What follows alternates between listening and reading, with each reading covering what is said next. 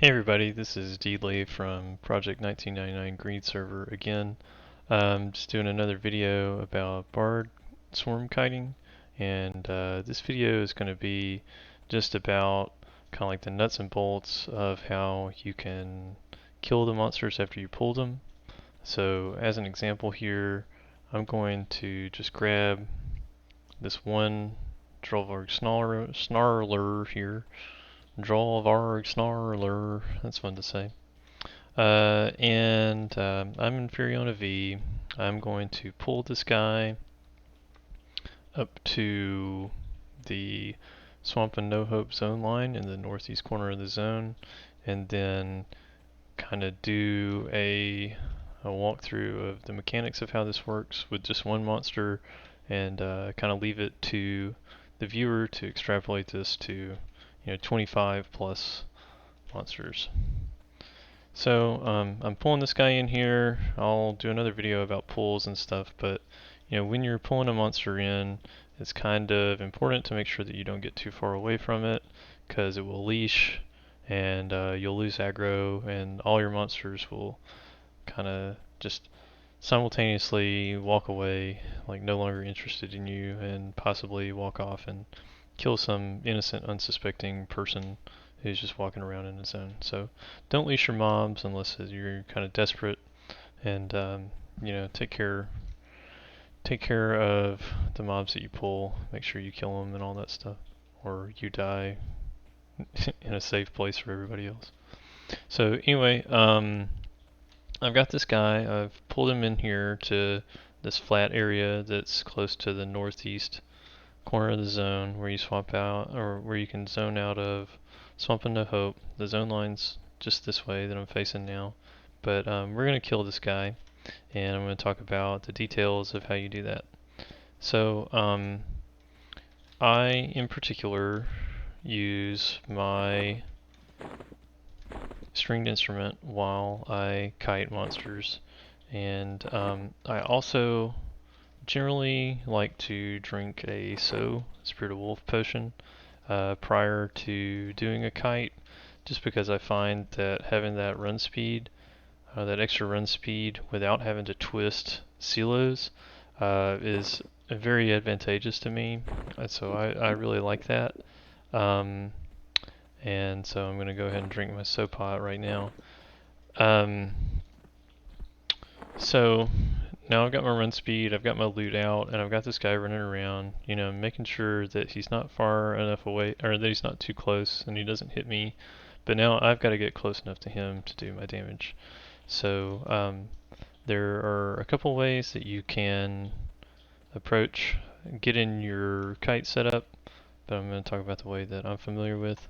What I typically do is either hold down W and A, which I have set to run forward and strafe left, and then I turn right into the mob, or I will, while holding down my mouse look, hit up and look left at the same time, and hit enter, and that will like lock those keys down until I begin to type in a chat window or press any other keys really. So after having done this, I kind of avoid touching any keys other than my spell casting macros.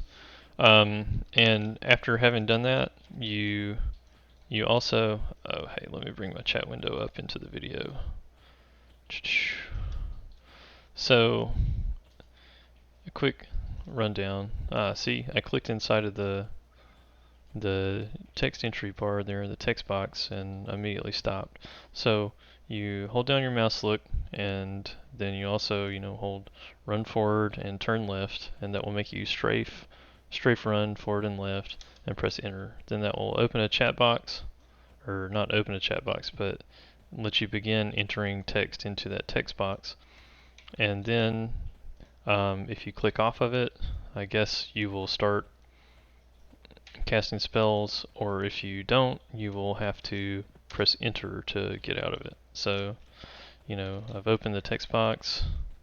I have to press enter to begin casting my spells again. So, Okay, so that's kind of an easy way to save your wrist from having to hold down W and A or W and D or whatever keys you use. And then all of the real kiting stuff is about using mouse look to turn, in my opinion. Some people use keyboard to turn, but I'm definitely not one of them. So, I've got this monster behind me. Honestly, I don't really know where he is anymore.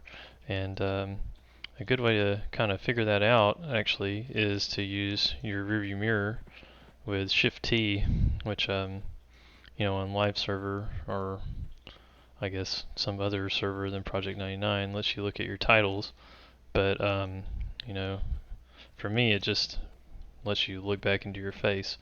So again, Shift T kind of lets you look directly behind you. You can mouse look around. I don't think you actually turn when you mouse look around in this situation, but that's all good. So I know that that guy's behind me. He's actually pretty close. And so now to actually deal damage with him, the trick here is to turn just enough that he will show up in the bottom right corner of your screen. Or if you're, strafe fronting forward and right and turning left, he'll show up in the bottom left corner of your screen. But you want to get him just close enough that you can see him there. And he's out of the window, but he's actually close enough for me to hit him with Denon's Bereavement here. And you just want to keep turning and casting these songs and dealing damage to your target. And it will work with like 25 monsters, or it will technically work with like 50 monsters. You'll just do damage to them 25 monsters at a time until they're all dead. So if you pull 50 monsters and you're doing this, then you might take twice as long as you kill as it does to kill 25, but in due time you'll get there. But personally, I think that it's better to pull 25 monsters at a time so you don't kind of gum up the whole zone for everybody else and take up all the monsters while you're doing your kite. And because it kind of just feels a little more efficient to do that. You get the loot and you kind of make your pulls shorter so you don't die, or if you die, what you will lose as a result of dying in your pull will be, less costly and so forth. Anyway, I've been turning right and casting my songs and casting my dots on this guy, and now he's ready to die. Now he's dead, and that's really it. It's really just a lot of practice and a lot of, you know, um, making sure that you have your client set up right so that it doesn't stutter and get you killed, and being patient with your pulls and doing your turns and practicing to get them just right so that you're within range to hit with your PBAEs and not get hit by the monsters. But again, I'm trying to keep these videos kind of short and sweet to the point. So that's just a quick example of how to swarm kite down only one monster. But in the next video, I'm going to talk about how you pull a whole lot of monsters in Furiona V particularly, and then maybe at the end of it, I won't just dump all the mobs. I'll just have to kite them or something like that. So that's the end of the video. If you have any, recommendations or changes or inputs or anything like that, please feel free to share them. And hope you guys have a good day. Bye.